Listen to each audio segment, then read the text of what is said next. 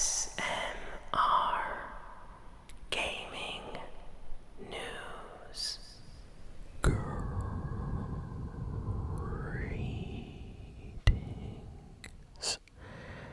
everyone, and welcome to ASMR Gaming News. Please hit that like button, sit back, relax, and let's begin. So, let's start with the Fortnite news this week. There are a lot of, rumors going around about the, future of Fortnite with, upcoming collabs and things like that. So, first, we have a pretty big rumor circulating right now that Hatsune Miku, Vocaloid star, might be arriving in Fortnite in the near future. Apparently, once Snoop Dogg leaves the current festival pass, people are suggesting that we might get Hatsune Miku. And this is according to, those that have kind of leaked information before and data mining the Fortnite kind of files that are on the server when updates come out. So it's kind of starting to point at Hatsune Miku actually being a thing in Fortnite, and we will most likely get, a few songs, maybe a skin or two.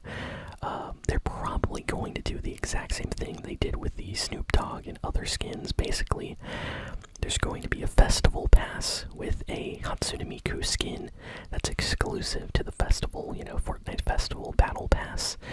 And then on the item shop, they're going to release a skin for everybody to just buy with V-Bucks.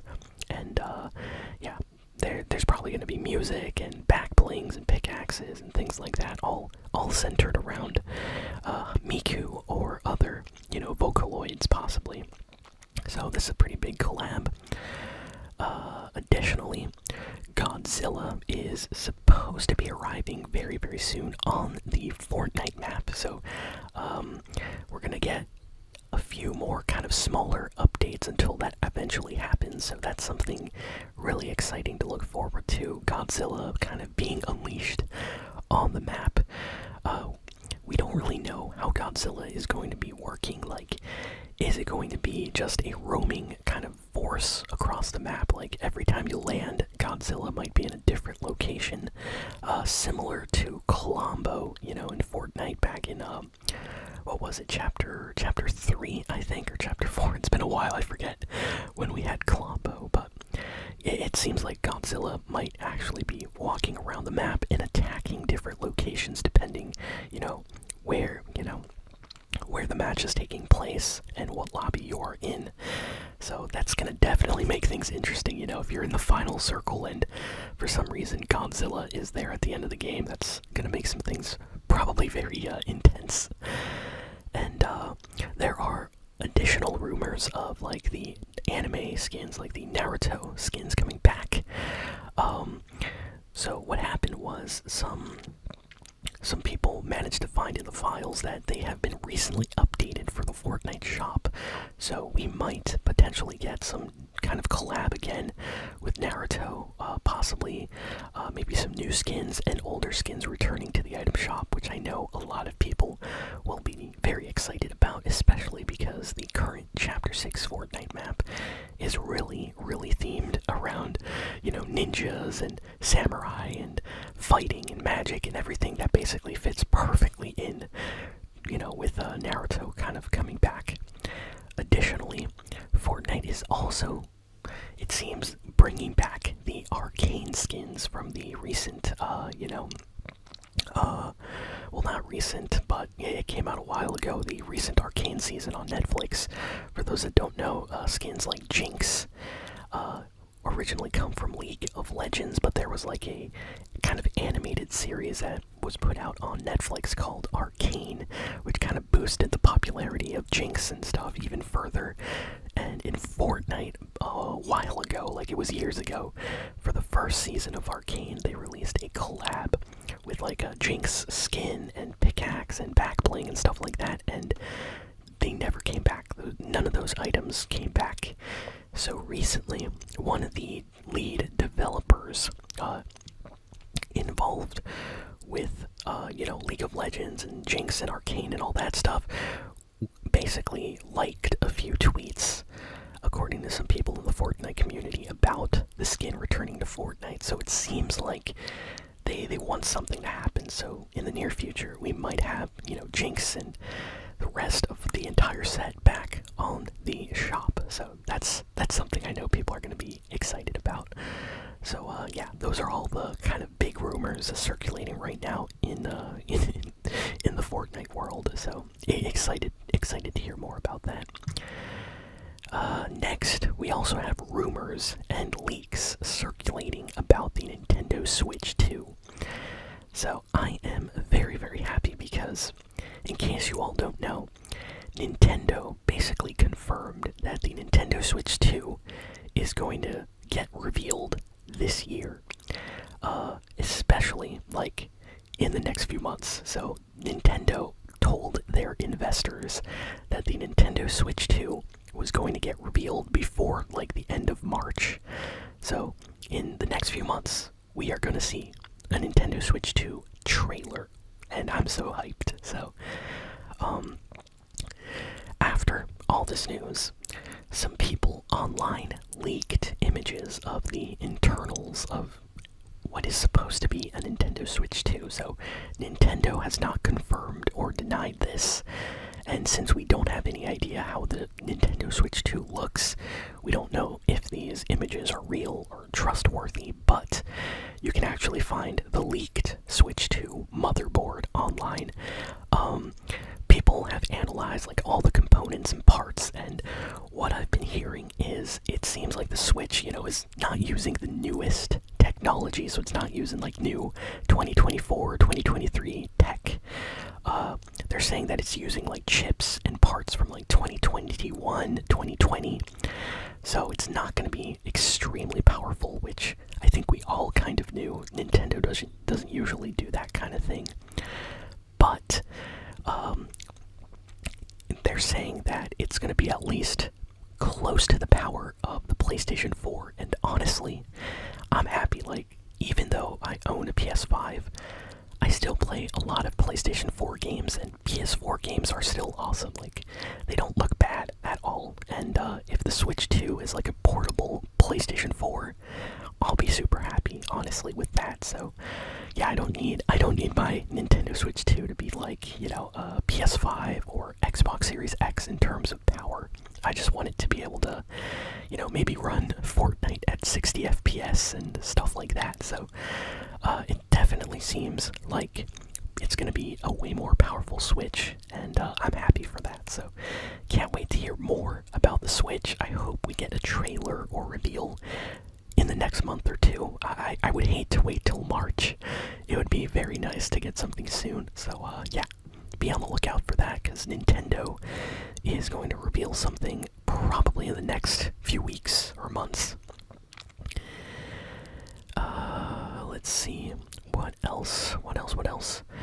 So the Sonic the Hedgehog 3 movie has done so well that they basically confirmed already that they're making a 4th movie. And they basically got all the same writers and actors to kind of confirm, including Jim Carrey already is interested. So for those that don't know, Jim Carrey has always been very against being in sequels for his movies. All his movies usually do not have sequels, and when he does a sequel, in the case of Sonic the Hedgehog 2, he basically had to read the script and approve and say hey, you know what, this is fun, I want to do this. And they got him for a 3rd movie, which is the first time I think he's ever done 3 movies. And recently he has been caught on camera saying, oh yeah, I would absolutely do a 4th Sonic the Hedgehog movie. So it's pretty much confirmed that they're making a 4th movie, and they most likely will get the exact same, cast of characters and voice actors and actors back for the next one. So I'm just super happy that the Sonic movies have been doing so well. And a fun fact, tomorrow I will be reviewing Sonic the Hedgehog 3 on the channel, so be on the lookout for that video, because I cannot wait to do that. Next we have some news about the recent Indiana Jones game that came out on Xbox. So, for those that don't know, Indiana Jones, yes, actually had a game that came out last month on the Xbox, and it got really good reviews, and a bunch of people have been playing the game, and apparently Disney has been like so happy with the kind of reception and sales of this new Indiana Jones game that they basically told the developers at Xbox, like, hey, we need more of this, like, can we do this again? So looks like we're gonna get more Indiana Jones games in the future, and I would love to see Indiana Jones kind of become the Uncharted series for Xbox, you know, like PlayStation has Uncharted and Xbox has Indiana Jones. That would be kind of a nice kind of balance, I think. And eventually this Indiana Jones game is supposed to come to PlayStation, but I think it's like an exclusive for a year to Xbox only. So yeah, I have not played this game yet, but I will, just because, you know, I like Indiana Jones. The movies were always fun, so really excited to check out this game. It's entirely like in first person, so you actually feel like you are Indiana Jones, which is kind of cool. Like that reminds me of, like, you know, playing like Fallout games and Skyrim and other games that are in first person, you know, so definitely hyped for that. Next, we have some news that the next heroes coming to Marvel Rivals are the Fantastic Four. So I don't know the exact day when this is supposed to happen, but apparently the Fantastic Four are going to be like the first kind of official hero characters being added to Marvel Rivals as part of a Season 1 update. There's going to be some kind of like Season 1 Battle Pass update, not only for the Battle Pass, but for ranked mode in Marvel Rivals.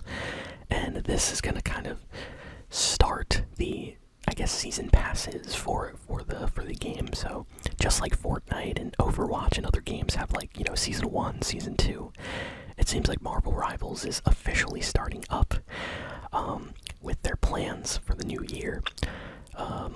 I think the developers, I heard that the developers were kind of like on break, winter break during the holidays, so that's why the game wasn't getting like a ton of new updates or things like that, except for the item shop. So it seems like now that the holidays are over, they're finally gonna start, you know, adding new characters, new levels and stuff like that, maps to the game. So I'm happy because Marvel Rivals is such a fun game, so can't wait for the new content. So GTA 6 is going to be releasing this year, and everybody is excited for this. I would say that GTA 6 is my most hyped, anticipated game of 2025. Like, I cannot wait to buy and play GTA 6. And already, it is projected to make an insane amount of money.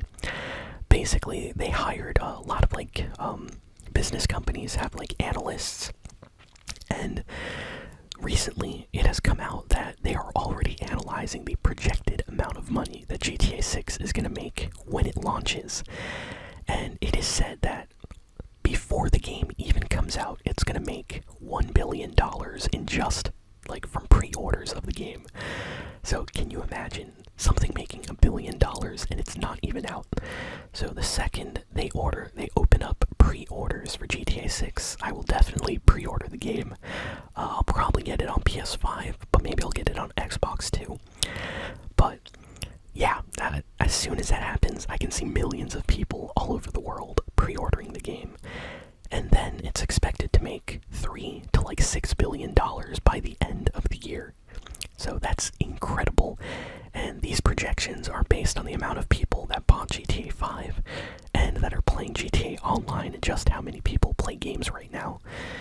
So yeah, it's so crazy that other video game companies are avoiding announcing video games this year until Rockstar gives us a release date for GTA 6, because a lot of game companies don't want to release the game the same day GTA 6 releases. So, like, no one wants to announce, like, oh hey, the new Assassin's Creed, or, you know, new I don't know, new Call of Duty, new Fable, new Skyrim, new BioShock, Fallout game is coming out the same day as GTA 6. No one wants that to happen, so all these like studios are kind of keeping it quiet right now. Their 2025 release dates, because they want to hear from Rockstar first, apparently, when their game is supposed to come out. So I find that kind of funny, but it also makes sense because when that game comes out for like a whole month, that's the only thing people are going to be talking about. So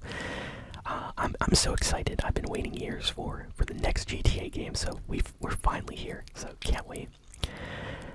Sad news today for Friday the 13th fans. So officially, the Friday the 13th game is officially closed. All the servers are down for good, and you can no longer play the game online, which basically means that Friday the 13th is unplayable because you basically can only play that game online. So just really, really sad. Honestly, Friday the 13th, the game could have been so much fun if everything just worked better. Hopefully in the future they can kind of recreate this game without all the problems that it had. But yeah, definitely very sad for all the fans that really were enjoying Friday the 13th because, you know, now they can't play anymore. The servers are down. Let's see, what else do we got? Just trying to find all the important news for this month. Honestly, I think I talked about most of the important stuff. So I don't really have any more news. I guess we have one little piece of news which isn't, that happy, but basically there was a huge data breach on Christmas Day, and a hack that happened on the Halo kind of servers, and the developers of Halo Infinite got hacked, and they suffered like a massive leak on Christmas Day. So this happened when everybody was at home celebrating the holidays.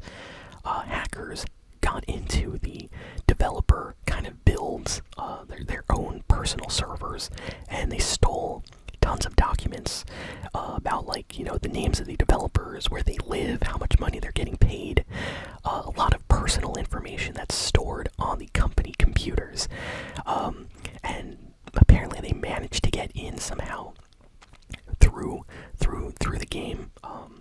There was like some kind of connection that was left open, and yeah, it's just terrible. So yeah, really, really, really bad day for all the Halo developers and people that work on Halo Infinite, because all the personal data of the company got stolen and was put up online.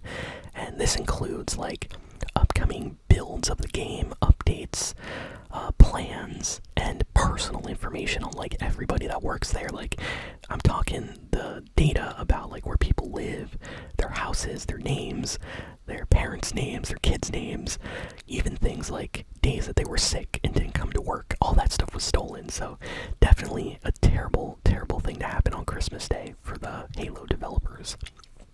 And yeah, that's kind of it for all the big game news that happened in the last week or two. So thank you all for listening, for watching. Please be sure to like, comment, share, and subscribe. And I'll see you all next time. Thanks, and so long, and farewell.